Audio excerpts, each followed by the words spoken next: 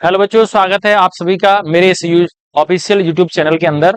आज हम पढ़ने जा रहे हैं एनसीईआरटी गुड का one shot one liner.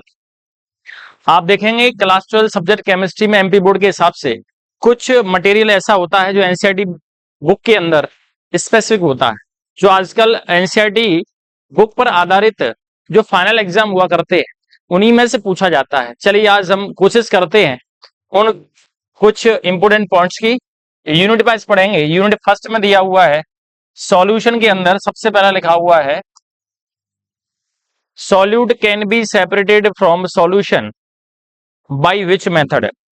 Solute can not be separated from the solution by which method.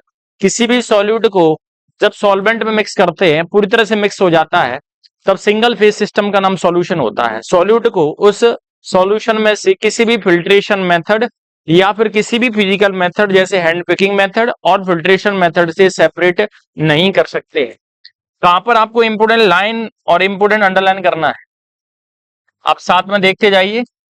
Important line ये है, फिल्ट्रेशन मेथड से सेपरेट नहीं कर सकते। Solution which concentration is known, ऐसे सॉल्यूशन जिनकी कंसंट्रेशन आपको पता होता है। आपको जब टेस्टिंग करते हैं, जब एक्सपेरिमेंट कर रहे होते हैं, तो कुछ सॉल्यूशन ऐसे होते हैं जिनकी कंसंट्रेशन आपको पता होता है। ऐसे सॉल्यूशन के लिए टर्म यूज करते हैं स्टैंडर्ड सॉल्यूशन। और जिन सॉल्यूशन की कंसंट्रेशन आपको पता नहीं होता, ऐसे सॉल्यूशन की कंसंट्रेशन को आप निकालते हैं, वो कहलाते हैं टेस्ट सॉल्यूशन। इसलिए एक्सपेरिमेंट के दौरान एक स्टैंडर्ड सॉल्यूशन होता है और दूसरा टेस्ट सॉल्यूशन होता है। थर्ड है chloroform mix with nitrogen gas is example of. Chloroform liquid होता है, क्लोरोफॉर्म लिक्विड फॉर्म में है, नाइट्रोजन गैस के फॉर्म में है। क्लोरोफॉर्म इन नाइट्रोजन गैस यानी लिक्विड इन गैस, सॉल्यूशन का टाइप होगा लिक्विड इन गैस, और ये गैसियस सॉल्यूशन कहलाते हैं। कौन से सॉल्यूशन है? Gaseous solution. चलिए नेक्स्ट बात करते हैं molarity and normality decreases with increase in the temperature. Molarity और नॉर्मलिटी टेम्परेचर इंक्रीज होने के साथ साथ में डिक्रीज होती है। रीजन क्या है? टेम्परेचर इंक्रीज होने के साथ साथ वॉल्यूम इंक्रीज होता है, और आपको पता है मोलरिटी और नॉर्मलिटी दोनों का रिलेशन वॉल्यूम से ये होता है। Molarity and normality both are inversely proportional to the volume of solution. जब आप टेम्परेचर इंक्रीज करते हैं, with increase in temperature volume will be increase and normality will decrease, molarity will decrease. Next है molality is standard method। ये काफी important question है। molality is a standard method to express the concentration of any solution। यदि किसी solution की concentration method से आप concentration निकालना चाहते हैं, तब आखिर कौन सी ऐसी मेथड है जो स्टैंडर्ड मानी जाती है? आंसर होता है मोलैलिटी। मोलैलिटी स्टैंडर्ड मेथड होती है, लेकिन मोलैरिटी ये कन्वेंशियल मेथड होती है, जो अपनी सुविधा के हिसाब से इसको तैयार किया गया है। कन्वीनियंट मेथड है, लेकिन मोलैलिटी स्टैंडर्ड मेथड होती है। अब इसके बाद में क्वेश्चन नंबर 6 है। 6 में दिया है molality mole fraction and mass fraction does not depend और does not change with temperature. Temperature change करने के साथ साथ ये तीन concentration method molality, mole fraction and mass fraction, molality, mole fraction and mass fraction, ये तीनों की तीनों कभी भी टेम्परेचर से प्रभावित नहीं होती हैं। Not depends upon the changing in the temperature. Next है the concentration method for ionic compound is. Ionic compound की कंसंट्रेशन मेथड हुआ करती है, वो जनरली कौन सी होती है? Formality of solution.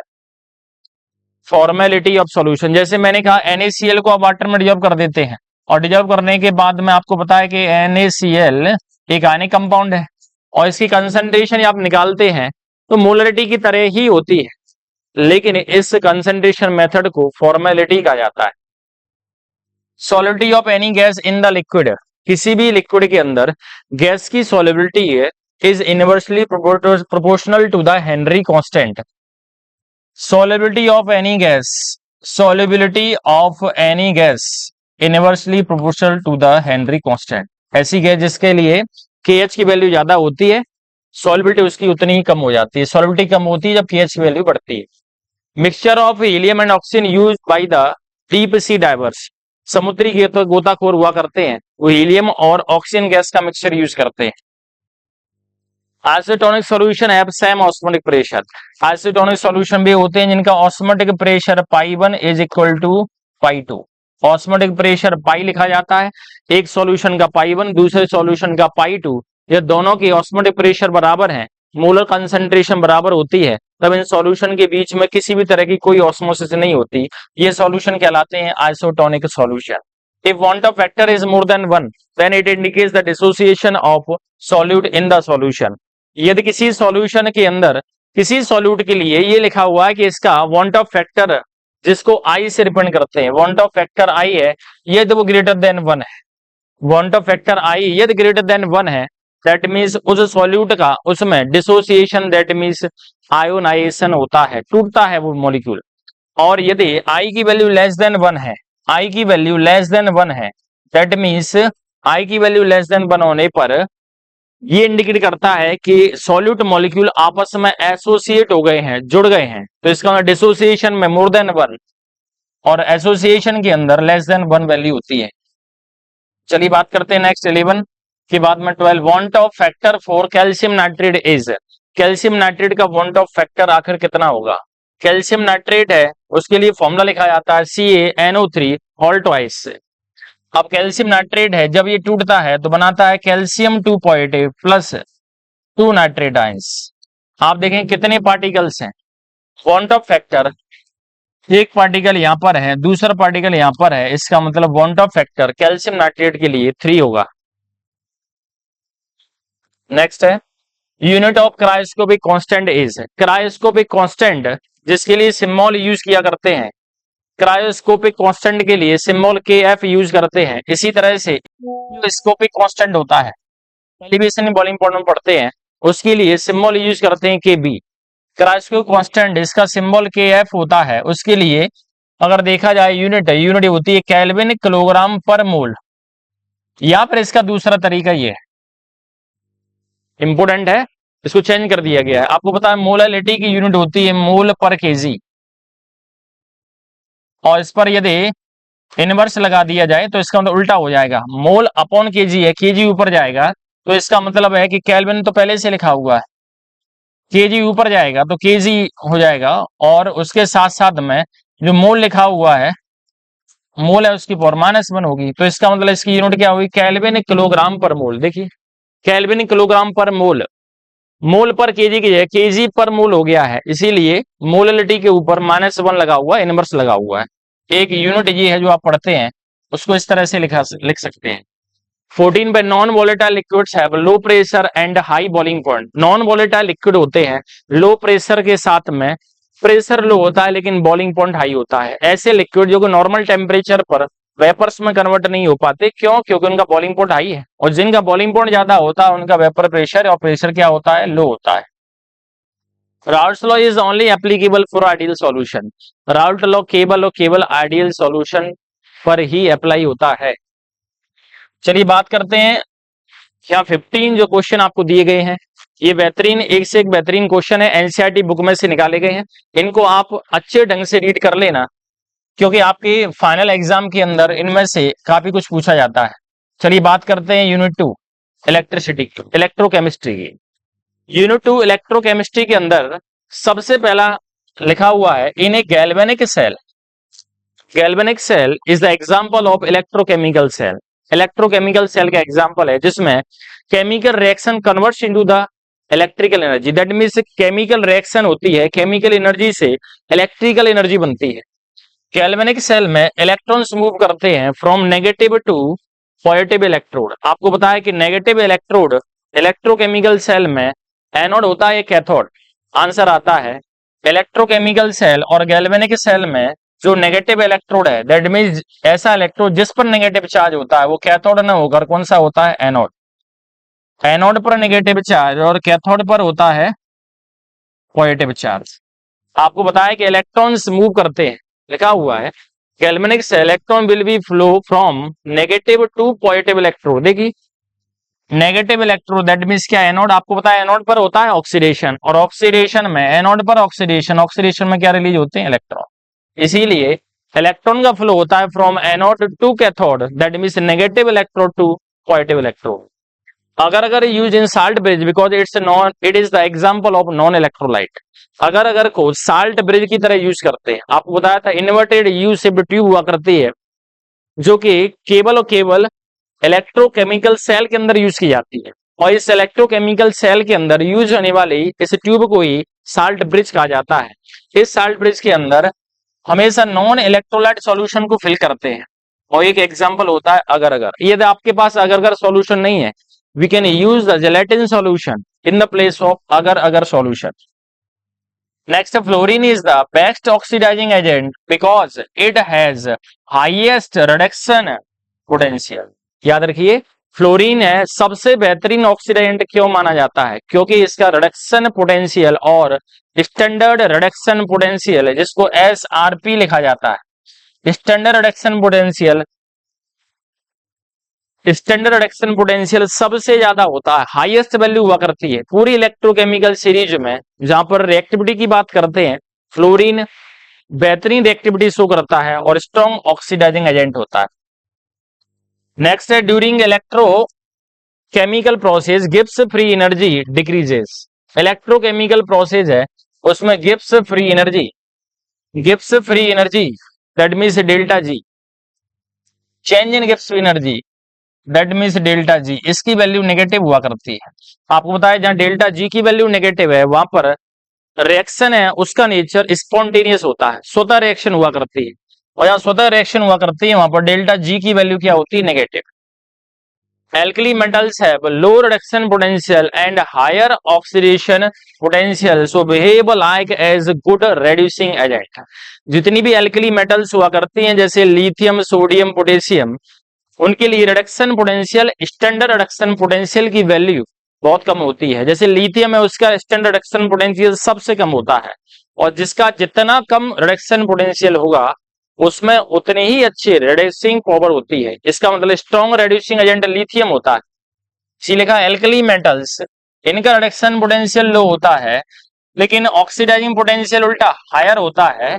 सो इस वजह से acts as good reducing agent, बेहतरीन रिड्यूसिंग एजेंट की तरह काम करती है। और सबसे ज्यादा रिड्यूसिंग पावर किसमें होती है? लिथियम में। The cell constant is product of resistance. Cell constant को यदि एक्स से रिप्रेजेंट किया जाए और रेजिस्टेंस को आर से रिप्रेजेंट किया जाए, स्पेसिफिक कंडक्टेंस को कैपा से रिप्रेजेंट किया जाए, तो R into kappa, that means X equal to आप लिखते हैं कैपा अपॉन सी, क्योंकि आर इक्वल टू पढ़ते हैं 1 अपॉन सी, तो एक्स इक्वल टू क्या पढ़ेंगे? Kappa upon C. इसका cell constant is the ratio of specific conductivity and electrolytic conductivity, but it is the product of resistance and specific conductance। चलिए next बात करते हैं, oxidation takes place always at anode electrode. Cell का type कोई सा भी हो, चाहे इलेक्ट्रोकेमिकल सेल हो या फिर इलेक्ट्रोलाइटिक सेल हो, दोनों ही कंडीशन में एनोड पर चार्ज चेंज हो सकता है। जैसे इलेक्ट्रोकेमिकल सेल में एनोड पर पॉजिटिव होता है, कैथोड पर नेगेटिव होता है, और उसके बाद इलेक्ट्रोकेमिकल सेल के अंदर ये उल्टा हो जाता है, एनोड पर नेगेटिव और कैथोड पर पॉजिटिव होता है। लेकिन रिएक्शन दोनों के अंदर देखी जाए तो oxidation always present at the anode electrode. Oxidation हमेशा किस पर होगा?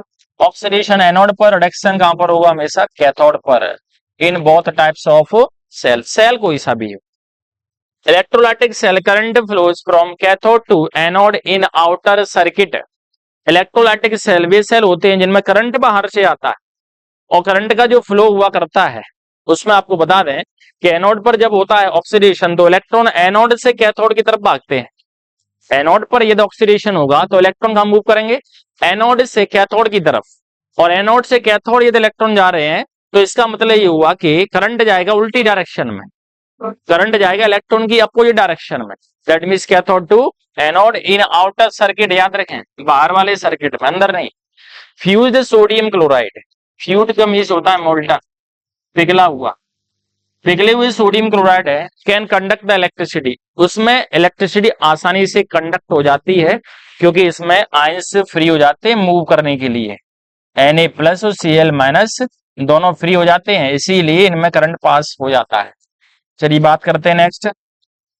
10 पे लिखा हो when lead storage battery is discharge. जब लेड स्टोरेज बैटरी को यूज किया जाता है, जब वो डिस्चार्ज होती है, सल्फ्यूरिक एसिड इज कंज्यूम्ड। तो सल्फ्यूरिक एसिड कंज्यूम होता है, यानी सल्फ्यूरिक एसिड की अमाउंट और डेंसिटी पहले ज्यादा होती है।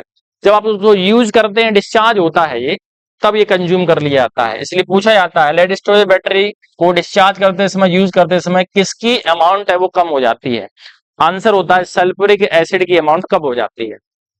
नेक्स्ट है lithium is use generally as electrode in high energy battery because it has lowest value of reduction potential. ज्यादा से ज्यादा एनर्जी देने वाली बैटरी होती है उसमें इलेक्ट्रोड लिथियम के बनाए जाते हैं। क्या रीजन है? क्योंकि लिथियम है उसकी सबसे बड़ी खासियत है इसके स्टैंडर्ड रिडक्शन पोटेंशियल सबसे कम है। The lowest standard reduction potential is present in lithium. Lithium के अंदर सबसे कम स्टैंडर्ड रिडक्शन पोटेंशियल, जिनका एसआरपी सबसे कम होगा, एसआरपी जिनका सबसे कम होगा उसमें रेड्यूसिंग प्रॉपर्टी यानी रिडक्शन करने वाली प्रॉपर्टी, रेड्यूसिंग नेचर उतना ही ज्यादा होता है। एसआरपी कम, रेड्यूसिंग नेचर उतना ही ज्यादा। लिथियम स्ट्रॉन्ग रेड्यूसिंग एजेंट है और इसके जस्ट अपोजिट में फ्लोरीन स्ट्रॉन्ग ऑक्सीडाइजिंग एजेंट है। चलिए बात करते हैं 12 corrosion is electrochemical change. Corrosion physical change नहीं है, कोरोजन में रिएक्शन हुआ करती है, ये इलेक्ट्रोकेमिकल चेंज के एग्जांपल है। Prevention of iron from the corrosion by the zinc coating is called. Iron को कोरोजन से बचाने के लिए जब जिंक की लेयरिंग करते हैं तो प्रोसेस का नाम होता है galvanisation. When iron is rusted then it is, जब आयरन में रस्टिंग होती है तब आखिर क्या होता है? आयरन इज रस्टेड, आयरन में जब रस्टिंग होती है तो आयरन का ऑक्सीडेशन होता है। Fuel cell convert energy of combustion of fuel directly into electrical energy. याद रखिए फ्यूल सेल होते हैं उसमें फ्यूल है उसका कंबस्टन होता है, जितने ही फ्यूल है ऑन फ्यूल का, जैसे हाइड्रोजन ऑक्सीजन फ्यूल सेल सुना होगा आपने। हाइड्रोजन ऑक्सीजन फ्यूल सेल होती है, उस हाइड्रोजन ऑक्सीजन फ्यूल सेल के अंदर जब उसका कंबस्टन होता है फ्यूल का, during the combustion of fuel उसकी जो एनर्जी होती है वो कन्वर्ट हो जाती है डायरेक्टली किसमें? इलेक्ट्रिकल एनर्जी में। इसीलिए फ्यूल सेल का सबसे पॉपुलर एग्जाम्पल क्या होता है? Hydrogen oxygen fuel cell. Important भी है ये, आपका सेकंड यूनिट है वो कंप्लीट हुआ है। चलिए बात करते हैं यूनिट थर्ड की। यूनिट थर्ड है उसमें लिखा हुआ केमिकल काइनेटिक्स। आपको पता है केमिकल काइनेटिक्स, इसके अंदर सबसे पहला क्वेश्चन लिखा हुआ है rusting of iron is example of very slow reaction और वेरी स्लो प्रोसेस। आयरन के अंदर जो रस्टिंग होती है या जंग लगती है वो वेरी स्लो प्रोसेस में आती है। ये पूछा हुआ क्वेश्चन है रस्टिंग ऑफ आयरन। आयरन में जब रस्टिंग होती है तो आखिर वो कौन सी प्रोसेस है? वेरी फास्ट है, मॉडरेट है, वेरी स्लो है। तो आपका आंसर आता है very slow reaction, very slow reaction है। Neutralisation reaction, precipitation reaction, explosion यानी विस्फोटक जितनी भी क्रियाएं होती हैं are examples of very fast reaction, ये वेरी फास्ट रिएक्शन में होती है। डिसइंटीग्रेशन और decaying of radioactive elements, radioactive element जैसे यूरेनियम, जैसे यूरेनियम 235 238 यूरेनियम है, वो जब भी टूटते हैं उनमें से कुछ रेडियो एक्टिव रेज निकला करती हैं, alpha rays, beta rays, gamma rays. और ये रेज जब निकला करती हैं तब उसे कहते हैं कि डिसइंटीग्रेशन हो गया किसका? रेडियो एक्टिव एलिमेंट का। आखिर कौन से ऑर्डर की रिएक्शन है? नोट कर लीजिए कौन से ऑर्डर की रिएक्शन है? First order reaction, first order reaction. Next है acid hydrolysis of ester. Ester का जब एसिड की प्रेजेंस में हाइड्रोलाइसिस करते हैं तब इसमें एक मॉलिक्यूल अल्कोहल और दूसरा मॉलिक्यूल कार्बोक्सिलिक एसिड बनता है। और जब हाइड्रोलाइसिस की जाती है तो आखिर कौन से ऑर्डर को फॉलो करती है? First order reaction. कौन से ऑर्डर को फॉलो करती है? फर्स्ट ऑर्डर रिएक्शन, क्योंकि इसमें एक्सेस अमाउंट में आप वाटर लेते हैं। और इसके बाद नेक्स्ट लिखा हुआ if reactant is present in excess amount, देखो आ गया रिएक्टेंट को, यदि किसी रिएक्टेंट को यदि आप एक्सेस अमाउंट में लेते हैं then order of reaction with respect to this reactant is, यदि किसी रिएक्शन में रिएक्टेंट की अमाउंट यदि ज्यादा लेते हैं तब उस रिएक्शन की रेट पर उसकी इंक्रीजिंग कंसंट्रेशन और डिक्रीजिंग कंसंट्रेशन का कोई इफेक्ट नहीं पड़ता, तब उसके रिस्पेक्ट में ऑर्डर रिएक्शन क्या होती है? Zero, zero order reaction. चलिए बात करते हैं next molecularity of reaction is derived from. किसी भी रिएक्शन की जो मॉलिक्यूलिटी है, अंडरलाइन कर लीजिए इंपोर्टेंट है, मॉलिक्यूलिटी ऑफ रिएक्शन, किसी भी रिएक्शन की मॉलिक्यूलिटी जब निकालते हैं मॉलिक्यूलिटी तब उसको निकाला जाता है कौन से स्टेप से? आरडीएस। और आरडीएस की फुल फॉर्म होती है rate determining step, rate determining step in the mechanism of reaction. किसी भी रिएक्शन की मैकेनिज्म में जब बहुत सारे स्टेप होते हैं उनमें से एक स्टेप ऐसा होता है जो वेरी स्लो होता है, और वेरी स्लो वाले स्टेप का ही नाम क्या होता है, RDS, that means rate determining step. एक ऐसा स्टेप जो कि रेट ऑफ रिएक्शन को डिटरमाइन करता है वो कहलाता है RDS। और इसी RDS के अंदर जितने भी एलिमेंट्स प्रेजेंट है मॉलिक्यूल रिएक्शन करते हैं, वही उसकी होती है मॉलिक्यूलरिटी। तो क्वेश्चन क्या पूछा जाता है, मॉलिक्यूलरिटी ऑफ रिएक्शन को आखिर किससे एक्सप्रेस करते हैं, किससे निकालते हैं, तब आंसर आता है RDS of mechanism of reaction. किसी भी रिएक्शन की मैकेनिज्म में जो सबसे स्लो स्टेप होता है उससे। अब देखिए ऑर्डर ऑफ रिएक्शन, आपको बताया था ऑर्डर ऑफ रिएक्शन है वो एक experimental value, molecularity of reaction है वो एक थ्योरेटिकल वैल्यू। एक्सपेरिमेंट से हम क्या पता करते हैं, ऑर्डर ऑफ रिएक्शन। देखो लिखा है order of reaction is derived from, किससे निकालेंगे, rate law expression. That means according, जब किसी इक्वेशन को according to law of mass action के लिख दिया जाता है, जब किसी रिएक्शन को लॉ ऑफ मास एक्शन के अकॉर्डिंग लिखते हैं तब उस कंडीशन में आप जो रेट लॉ लिखते हैं, इक्वेशन को रेट लॉ के हिसाब से लिखते हैं। जैसे मैंने कहा एक रिएक्शन है A प्लस बी, ऑपोजिट बन रहा है C प्लस डी, यहाँ पर आपने X और Y यूज कर लिया, और यहाँ पर लॉ के हिसाब से रेट लॉ एक्सप्रेशन कैसे बनाते हैं, rate law, rate of reaction directly proportional to the active mass of A power X, active mass of B power Y, और rate is equal to proportional आते हैं, कांस्टेंट आ गया, A उसकी power आप X लिखेंगे, B है उसकी power क्या लिखेंगे, Y। और ऑर्डर ऑफ रिएक्शन जब निकालेंगे, ऑर्डर ऑफ रिएक्शन तो जो पावर लिखी हुई है उनको क्या कर देते हैं, ऐड। इसका मतलब आपने ऑर्डर ऑफ रिएक्शन किससे निकाली है, रेट लॉ इक्वेशन और रेट लॉ एक्सप्रेशन से। चलिए नेक्स्ट है, कैटलिस्ट जब भी प्रेजेंट होते हैं तो रेट ऑफ रिएक्शन इंक्रीज होती है। क्यों इंक्रीज होती है, कैटलिस्ट की प्रेजेंस से रेट ऑफ रिएक्शन हुआ करती है, इंक्रीज होती है, because it is due to lowering of activation energy, EA symbol होता है एक्टिवेशन एनर्जी का। एक्टिवेशन एनर्जी को कैटलिस्ट कम कर देते हैं और उसके बाद रेट ऑफ रिएक्शन फास्ट हो जाती है। The rate constant is also known as, rate constant का दूसरा नाम होता है specific rate of reaction, specific rate of reaction. The value of rate constant depends on the, also depends on the nature of reactants. Rate constant की value, rate constant की value एक temperature पर भी डिपेंड है और साथ साथ में नेचर ऑफ रिएक्टेंट पर भी डिपेंड है। For first order reaction the half life period is, first order reaction के लिए हाफ लाइफ पीरियड होता है इज इंडिपेंडेंट, फ्री है किससे, initial concentration of reactant. First order reaction के लिए हाफ लाइफ पीरियड कभी भी कंसंट्रेशन की शुरुआती अमाउंट पर यानी इनिशियल कंसंट्रेशन पर डिपेंड नहीं करता है। जैसे मैंने कहा कि फर्स्ट ऑर्डर के लिए हाफ लाइफ पीरियड यहाँ पे इसको तो लिखते हैं 0.693 अपॉन के, और इस फॉर्मूले के अंदर हाफ लाइफ पीरियड है वो रेट कांस्टेंट पर डिपेंड है, इनिशियल कंसंट्रेशन ए यहाँ पर नहीं लिखी है, इसी फॉर्मूले से प्रूव होता है। Next the unit of rate and rate constant are same, यदि रेट और रेट ऑफ रिएक्शन और rate constant, rate of reaction और रेट कांस्टेंट दोनों की यूनिट सेम है, दैट मींस कौन सी ऑर्डर रिएक्शन है, कौन सी ऑर्डर रिएक्शन है, जीरो ऑर्डर रिएक्शन। जैसे मैंने कहा कि रेट कांस्टेंट की यूनिट, रेट कांस्टेंट की यूनिट आप पढ़ रहे हैं मोल पर लीटर पर सेकेंड, जैसे मैंने कहा रिएक्शन की यूनिट है मोल पर लीटर पर सेकेंड, और रेट ऑफ रिएक्शन की भी यही होती है। तो इसका मतलब ये हुआ कि रियलिटी में कौन से ऑर्डर की रिएक्शन है, zero order reaction. Dimensions of rate of reaction, rate of reaction में जो आप यूनिट लिखते हैं जैसे मोल, लीटर और सेकंड, है ना, इन्वॉल्व क्या है इसमें, एक कंसंट्रेशन है मोल पर लीटर, साथ में टाइम है क्योंकि सेकंड लिखा हुआ है, इसलिए कंसंट्रेशन और टाइम दोनों इन्वॉल्व होते हैं। Unit dimensions of rate of reaction, rate of reaction की जो डायमेंशंस लिखी जाती हैं, यूनिट लिखते हैं, उसके अंदर कंसंट्रेशन और टाइम दोनों इंक्लूड होते हैं। Value of rate constant of reaction also depends upon the temperature, temperature पर ही डिपेंड है, वही बताया था। अकॉर्डिंग टू आर्रेनियस, आर्रेनियस साइंटिस्ट से जिन्होंने ये बताया था कि रेट ऑफ रिएक्शन है या रेट कांस्टेंट हुआ करता है वो टेम्परेचर पर ही डिपेंड है, और उन्होंने एक इक्वेशन दिया था, उस इक्वेशन को कहा गया था Arrhenius equation. Rate of reaction increases, rate of reaction increase हो जाती है विद इंक्रीजिंग द टेम्परेचर, जब आप टेम्परेचर बढ़ाते हैं तो रेट ऑफ रिएक्शन क्या हो जाती है, इंक्रीज।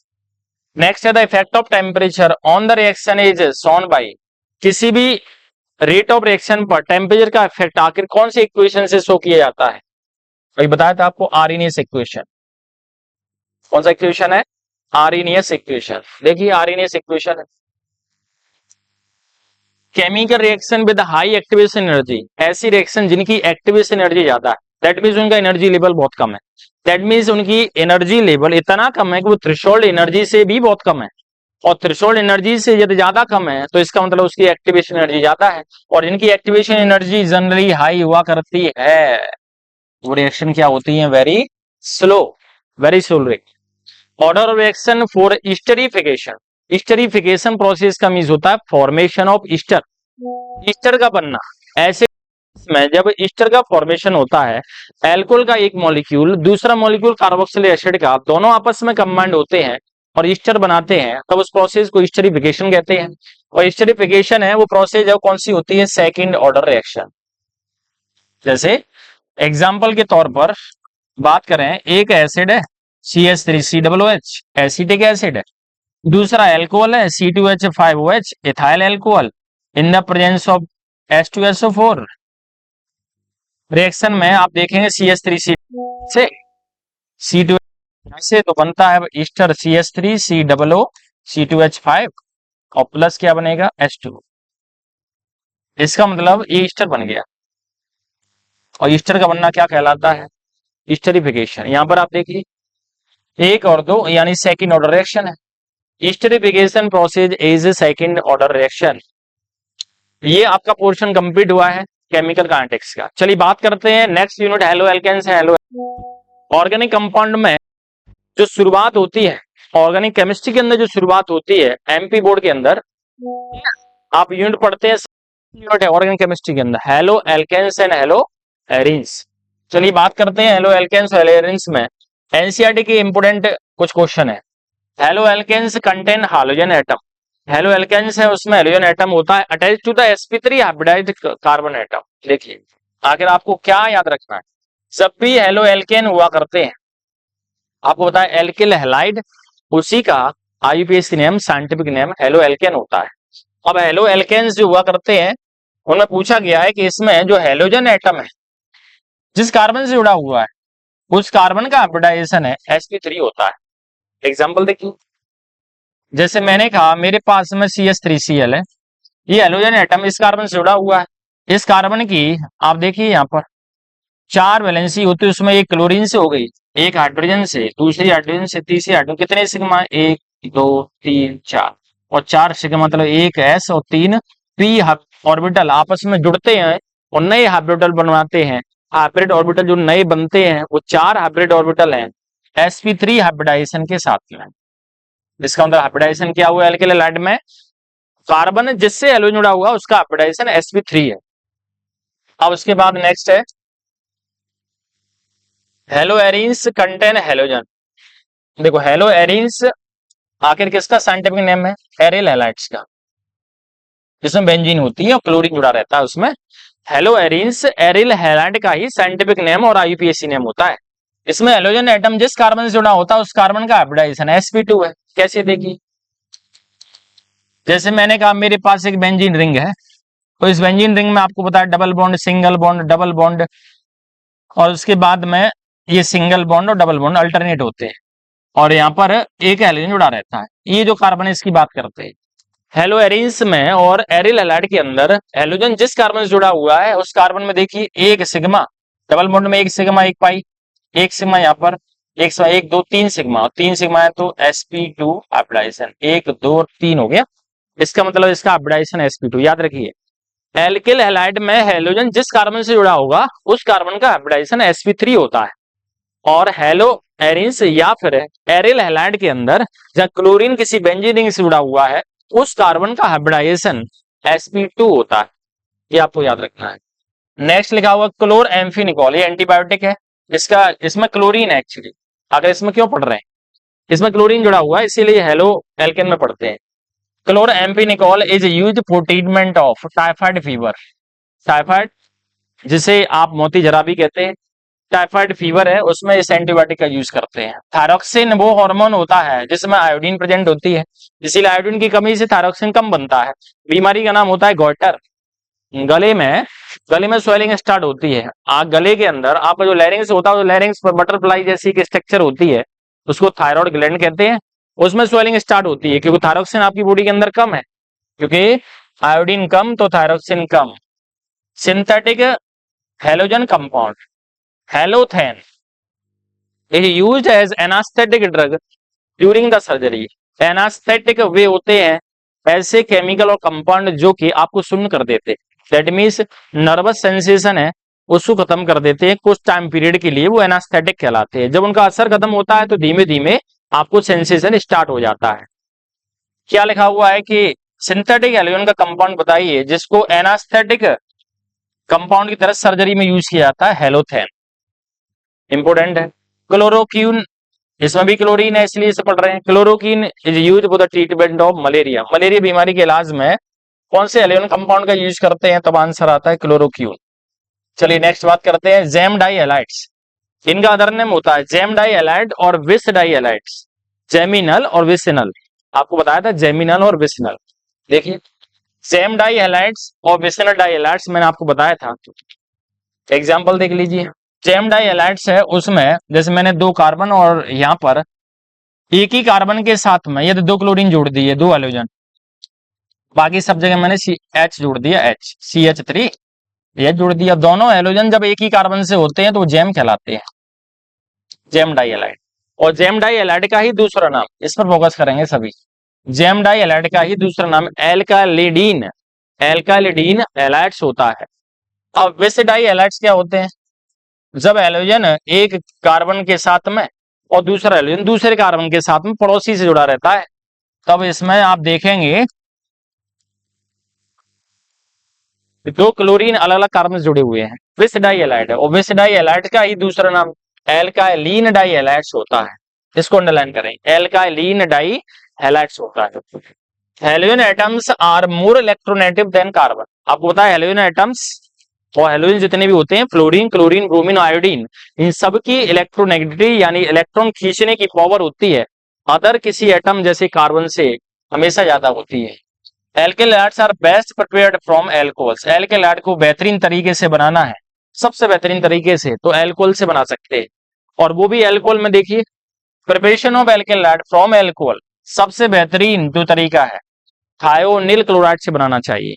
रीजन क्या है, देखिए थायोनिल क्लोराइड जिसका फॉर्मूला SOCl2 होता है।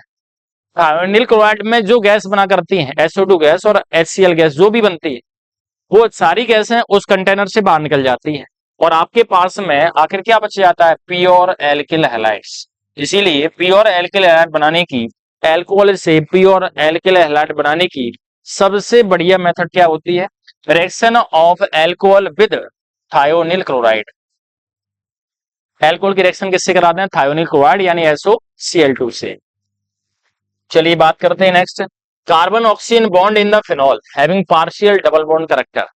फिनॉल के अंदर जो कार्बन और ऑक्सीजन बॉन्ड हुआ करते हैं उनमें सिंगल बॉन्ड दिखता है, लेकिन उस सिंगल बॉन्ड के साथ में पार्शियल डबल करेक्टर आते हैं। इट इज प्रेजेंस ऑफ, आपको पता है it is due to the presence of resonance, ये रेजोनेंस की वजह से होता है।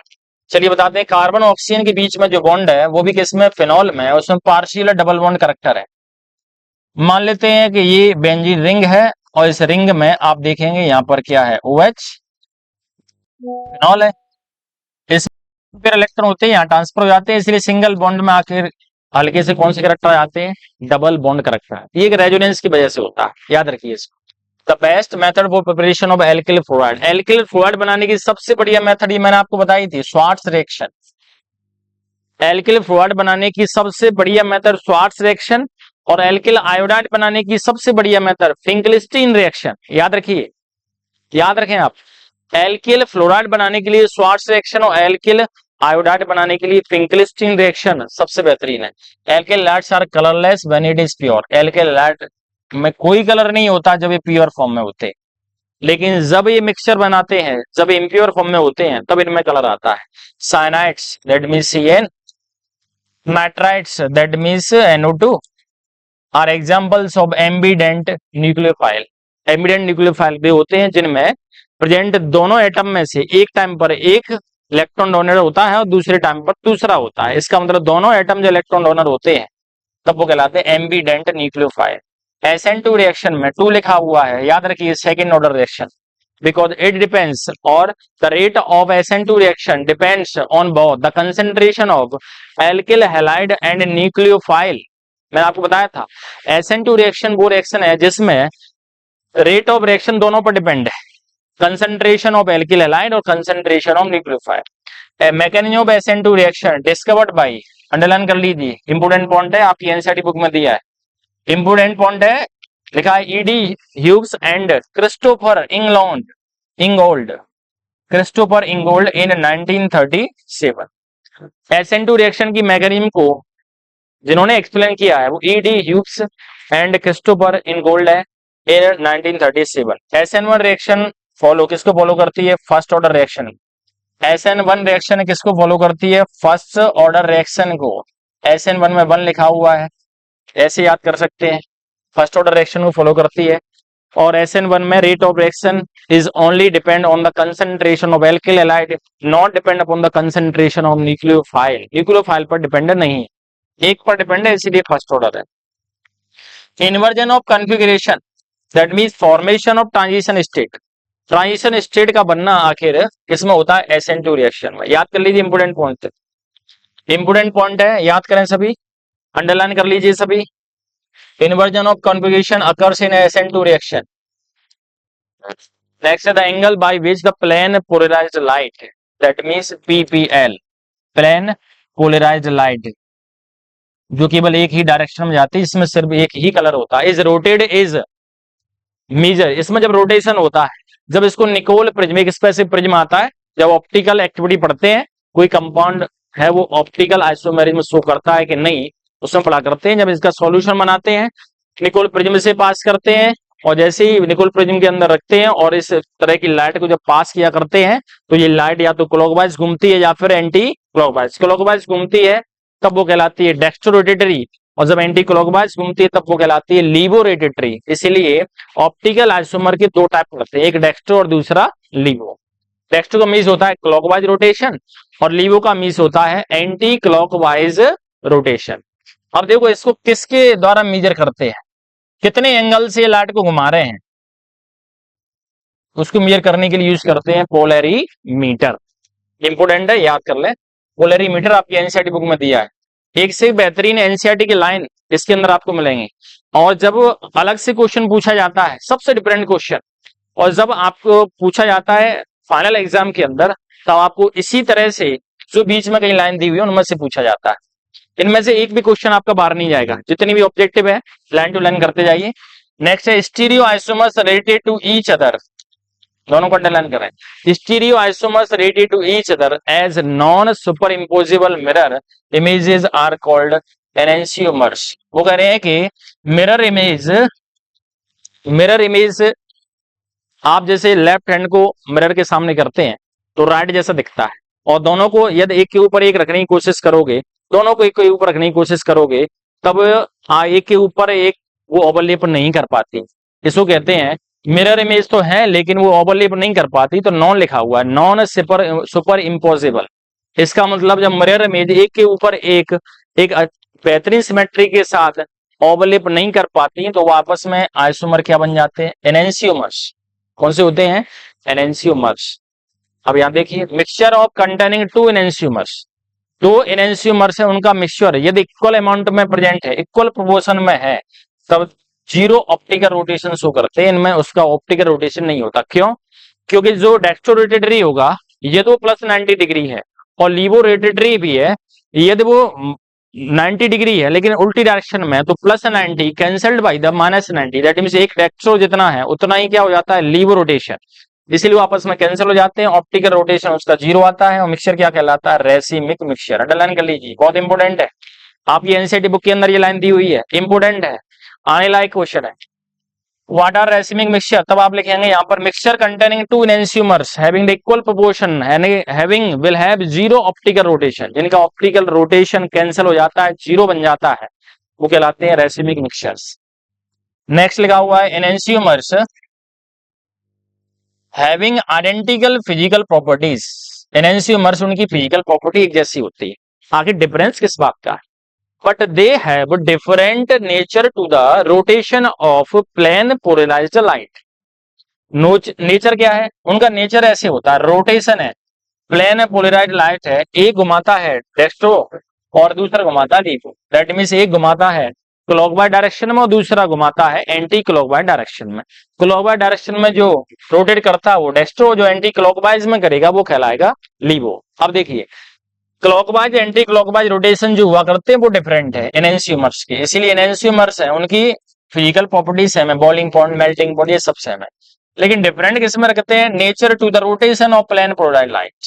जो प्लेन पोलराइज्ड लाइट जो कि मैंने आपको बताया था निकोल प्रिज्म से इसको लाइट को पास करते हैं, कंपाउंड आपके निकोल प्रिज्म के अंदर सॉल्यूशन फॉर्म में रखा हुआ है, वो या तो उसको क्लॉकवाइज घुमा सकता है लाइट को, इस प्लेन पोलराइज्ड लाइट को जैसे ही उस प्रिज्म से पास करते हैं या तो वो घुमाएगा क्लॉकवाइज या फिर घुमा देता है एंटी क्लॉकवाइज, इसीलिए इस नेचर में ये डिफरेंट है। Objects which are non-superimposable on their mirror image, like a pair of ants, are called chiral। याद रखिए ऐसे ऑब्जेक्ट जिनकी मिरर इमेज एक दूसरे के ऊपर ओवरलैप नहीं हो पाती वो किरेल होते हैं, किरेल। और जिनमें किरेलिटी मिलती है वो क्या शो करते हैं, ऑप्टिकल एक्टिविटी। इसका मतलब यह लाइट को या तो क्लॉकवाइज घुमाएंगे या फिर एंटी क्लॉकवाइज घुमाते हैं, इसका मतलब किरेल होना कंपलसरी है। Next है objects which are superimposable on their mirror image like a pair of circles। एक सर्कल है मिरर के सामने, उस सर्कल को रख दें तो जैसा आप सर्कल दिखेगा इमेज भी वैसी सर्कल की दिखेगी। एक सर्कल को, ओरिजिनल सर्कल को आप जो इमेज बन रही है उस सर्कल के ऊपर ओवरलैप कर सकते हैं, सुपर इम्पोज कर सकते हैं, और इस तरह से एक दूसरे के ऊपर ओवरलैप होने वाली इमेज आपस में क्या कहलाती है, सुपर इम्पोजिबल मिरर इमेज। और जिनमें सुपर इम्पोजिबल हो गया तो समझ जाओ वो किरेल नहीं है, वो किरेल या अकिरेल कहलाते हैं। वो ऑप्टिकली एक्टिव नहीं होते, वो होते हैं ऑप्टिकली इनएक्टिव। इसका मतलब वो ना तो लाइट को क्लॉकवाइज घुमा पाते हैं ना वो लाइट को एंटी क्लॉकवाइज घुमा पाते हैं। Next, most of the organic chlorides, bromide, iodides react with certain metals to give the compound. These compounds having carbon metal bonds and called organometallic compounds। बहुत सारे ऐसे कंपाउंड हुआ करते हैं क्लोराइड, ब्रोमाइड और आयोडाइड के जिनमें मेटल प्रेजेंट होती है और वो मेटल है डायरेक्ट उस हैलोजन से जुड़ी होती है, चाहे वो क्लोरीन हो, ब्रोमीन हो, आयोडीन हो। ऐसे कंपाउंड में जिनमें कार्बन मेटल बॉन्ड्स हुआ करते हैं वो कहलाते हैं ऑर्गेनोमेटेलिक कंपाउंड्स। ऑर्गेनो का रिलेशन होता है ऑर्गेनिक से, ऑर्गेनिक का रिलेशन होता है कार्बन से। इसका मतलब कार्बन का सीधा बॉन्ड किससे होता है, इसमें मेटल से। एग्जाम्पल देखिए, सबसे पॉपुलर एग्जाम्पल फोकस करें इस पर, सबसे popular example RMgX। R alkyl group होता है, Mg एक मेटल है, साथ में X जो लिखा हुआ है वो हैलोजन है, ये हैलोजन है। आपको RMgX इसको अक्सर CH3MgBr के फॉर्म में लिख सकते हैं, methyl magnesium bromide. Grignard reagent है का एग्जांपल है, ग्रिग्नार्ड रिएजेंट है GX, example of organic compounds discovered by, इसको अंडरलाइन कर लीजिए, ये आपकी एनसीईआरटी बुक में दिया हुआ है, विक्टर ग्रिग्नार्ड इन 1900। 1900 में विक्टर ग्रिग्नार्ड साइंटिस्ट ने ऐसा रिएजेंट तैयार किया जिसमें मैग्नीशियम मेटल के साथ में एक साइड में एल्काइल ग्रुप और दूसरी साइड में कोई हैलोजन और मोस्टली जुड़ता है ब्रोमीन। विक्टर ग्रिग्नार्ड अंडरलाइन कर लें। नेक्स्ट है विक्टर ग्रिग्नार्ड इज अवार्डेड, और इसके लिए इनको नोबेल प्राइज मिला है केमिस्ट्री के अंदर 1912। अंडरलाइन कर लीजिए दोनों पॉइंट को, ये दिए हुए हैं। जब आपके, मैंने आपको फिर से बोला था मैंने आपको और फिर से बता रहा हूं मैं, जब भी एमपी बोर्ड के एग्जाम के फाइनल एग्जाम के अंदर कोई क्वेश्चन अलग से पूछा जाता है तो इस तरह से क्वेश्चन आते हैं। फोकस करिए, एक के बाद एक बेहतरीन क्वेश्चन है। Haloarenes are less reactive than haloalkanes towards the nucleophilic substitution reaction. Haloarenes हुआ करते हैं, उनकी रिएक्टिविटी हेलोएल्केन्स के कंपेयर में कम होती है। किसके लिए कम होती है, न्यूक्लियोफिलिक सब्स्टिट्यूशन रिएक्शन। जैसे हेलोएल्केन्स में SN1 और SN2 ये दो रिएक्शन बहुत अच्छी होती है, और कंपेयर करें हेलोएल्केन्स की हेलोएरिन से तो हेलोएरिन्स में ये दोनों रिएक्शन है, हेलोएरिन्स के अंदर न्यूक्लियोफिलिक सब्स्टिट्यूशन रिएक्शन होती है, हेलोएरिन्स में वो बहुत स्लो होती है। रीजन क्या है कि हेलोएरिन्स में आपको पता है कि हेलोएरिन्स में क्लोरीन जब बेंजीन से जुड़ता है तो क्लोरीन और बेंजीन के बीच में जो सिंगल बॉन्ड था उसमें पार्शियल डबल बॉन्ड कैरेक्टर आते हैं, और इसी पार्शियल डबल बॉन्ड कैरेक्टर की वजह से, जैसे मैंने कहा ये आपकी बेंजीन रिंग है, इसमें मैंने क्लोरीन जोड़ दिया, यहाँ पर लोन पेयर है, यहाँ पर सिंगल बॉन्ड की क्या जाता है, डबल बॉन्ड। सिंगल बॉन्ड के अंदर double bond character due to the presence of resonance, इस वजह से हेलोएरिन्स है वो लेस रिएक्टिव होते हैं। In haloalkane carbon attach to the halogen is sp3 hybridised, but in the case of haloarenes, ये मैंने आपको बता दिया था, ये मैंने आपको बताया था एल्किल हैलाइड में sp3 हाइब्रिडाइज है, और उसके बाद हेलो एरेंस में sp2 हाइब्रिडाइज। रिपीट हो गया ये क्वेश्चन। चलिए नेक्स्ट देखें। Hello arenes usually follow, hello arenes या क्लोरोबेंजीन के अंदर मुख्य रूप से जो रिएक्शन हुआ करती है कौन सी है? इलेक्ट्रोफिलिक सब्स्टिट्यूशन रिएक्शन, अंडरलाइन कर लीजिए। इलेक्ट्रोफिलिक सब्स्टिट्यूशन रिएक्शन है, ये सबसे इंपोर्टेंट है। डाइक्लोरोमीथेन, मीथेन में दो क्लोरीन जुड़े, क्लोरोफॉर्म CHCl3, आयोडोफॉर्म CHI3, इस तरह से कार्बन टेट्राक्लोराइड, फ्रेऑन, DDT, इन सब के अंदर देखा जाए तो हेलोजन एक से आता है, और जिनमें हेलोजन एक से आता है वो कौन से कंपाउंड होते हैं? Poly halogen compounds. कभी पूछा जाता है इनमें से पॉली हेलोजन कंपाउंड आखिर कौन से, तब आपको आंसर लिखना है कि पॉली हेलोजन कंपाउंड इनमें से कोई सी भी दिए हों। डाइक्लोरो में दो क्लोरीन है, क्लोरोफॉर्म में आप लिखते हैं CHCl3, तीन क्लोरीन है, आयोडोफॉर्म में लिखते हैं CHI3, तीन आयोडीन है, कार्बन टेट्राक्लोराइड में टेट्रा मतलब चार होता है, CCl4 है, फ्रेऑन में लिखते हैं CF2Cl2, यहाँ पर दो क्लोरीन है, यहाँ पर चार है। DDT में dichloro diphenyl trichloro ethane, dichloro diphenyl trichloro ethane, तीन दो पांच, पांच क्लोरीन है, इसका मतलब पॉली हेलोजन कंपाउंड है। नेक्स्ट देखिए, आयोडीन इज एंटीसेप्टिक, आयोडीन का use, iodoform is the example of antiseptic due to the liberation of free iodine. क्या रीजन है कि आयोडोफॉर्म का यूज एंटीसेप्टिक कंपाउंड के फॉर्म में किया जाता है? वो रीजन क्या है? आयोडोफॉर्म है, उसका फॉर्मूला होता है CHI3। जब इस आयोडोफॉर्म को स्किन पर अप्लाई किया जाता है तब इस आयोडोफॉर्म में से आयोडीन रिलीज होती है, और ये आयोडीन है उसका नेचर कैसा होता है? एंटीसेप्टिक। दैट मीन्स बैक्टीरिया की ग्रोथ को रोक देती है या फिर बैक्टीरिया को खत्म कर देती है।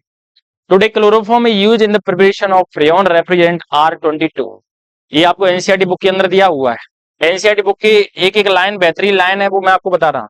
एनसीईआरटी बुक में ये लाइन दी हुई है, क्लोरोफॉर्म आजकल है आखिर किसको बनाने में यूज कर रहा है? फ्रेऑन रेफ्रिजरेंट जो R22 है उसको बनाने में यूज करते हैं। क्लोरोफॉर्म है आजकल सैफर एनास्थेटिक ड्रग नहीं है, याद रखिए। क्लोरोफॉर्म का पहले एक बड़े स्तर पर एनास्थेटिक एजेंट की तरह यूज करते थे, यानी किसी पर्सन की जब सर्जरी करनी हो, छोटी मोटी सर्जरी करनी होती है तो क्लोरोफॉर्म यूज किया करते थे। लेकिन क्लोरोफॉर्म के बाद में ये देखा गया कि इसका हल्का सा डोज और बढ़ जाए या फिर क्लोरोफॉर्म को लगातार यूज किया गया तो इसमें ढेर सारी डेथ होने के चांस बढ़ गए। उसका रीजन ये था कि क्लोरोफॉर्म है उसका एक पॉइजनस इफेक्ट आता है, क्योंकि एक पॉइजन गैस बनाता है। क्लोरोफॉर्म ऑक्सीजन गैस से रिएक्शन करने के बाद पॉइजन गैस बनाता है, जिसका फॉर्मूला COCl2 होता है, कार्बोनिल क्लोराइड। ये पॉइजनस होती है, जहरीली होती है। उस पर्सन की डेथ हो जाती थी, पेशेंट को बचाना है, पेशेंट निपट जाता था। तो इसीलिए आजकल क्लोरोफॉर्म को यूज न करके किसका यूज कर रहे हैं? ईथर का। क्लोरोफॉर्म के किसका यूज कर रहे हैं? ईथर और उसके डेरिवेटिव का। सबसे इंपोर्टेंट देखिए, आने लायक क्वेश्चन है, नोट कर लीजिए सभी। DDT is first chlorinated organic insecticide. पूछा जाता है which one is the first chlorinated organic insecticide, who discovered it? आखिर किसने इसको डिस्कवर किया, बनाया था? DDT सबसे पहला क्लोरीन वाला ऑर्गेनिक इंसेक्टिसाइड होता है, यानी इंसेक्ट को खत्म करने वाला होता है, ऑर्गेनिक होता है जिसमें क्लोरीन प्रेजेंट होती है। सबसे पहला इंसेक्टिसाइड जो ऑर्गेनिक होता है जिसमें क्लोरीन प्रेजेंट होती है वो है DDT। ओरिजिनली प्रिपेयर्ड, इसको कब बनाया गया था? नोट कर लें, 1873 में किसने बनाया था? पॉल मिलर ने।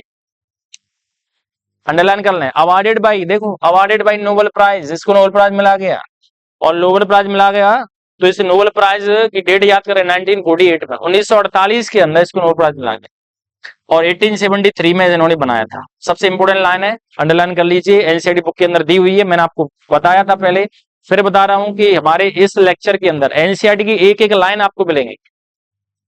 नेक्स्ट है DDT वाज बैंड बाई। अब देखो DDT का जब बड़े स्तर पर यूज किया गया तो DDT में ऐसा पता चला कि इंसेक्टिसाइड की तरह यूज कर रहे थे, बड़े स्तर पर मॉस्किटो को खत्म करने के लिए करते थे, क्रॉप्स में यूज करते थे। तो इसकी कंडीशन ये थी कि लंबे समय तक ये उसी कंडीशन में बरकरार रहता है, क्योंकि ये होता है नॉन बायोडिग्रेडेबल।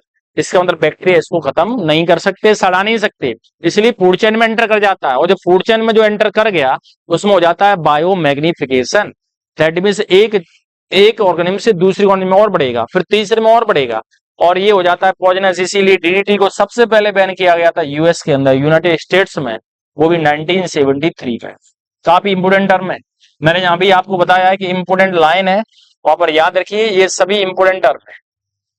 ये आपको मैंने एनसीईआरटी गुटका के नाम से एक बेहतरीन एनसीईआरटी बुक के अंदर, आपको पढ़ने की जरूरत नहीं है एनसीईआरटी बुक, एनसीईआरटी बुक के अंदर से ही मैं इन सबको निकाल के मैंने आपको बताया है।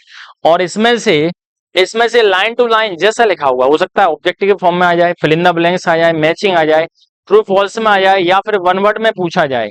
वन लाइनर क्वेश्चन हुआ करते हैं, वन वर्ड और वन सेंटेंस में पूछा जाए, आप आसानी से उस क्वेश्चन का जवाब दे सकते हैं। आज के लिए इतना ही काफी है, मिलते हैं, गुड बाय।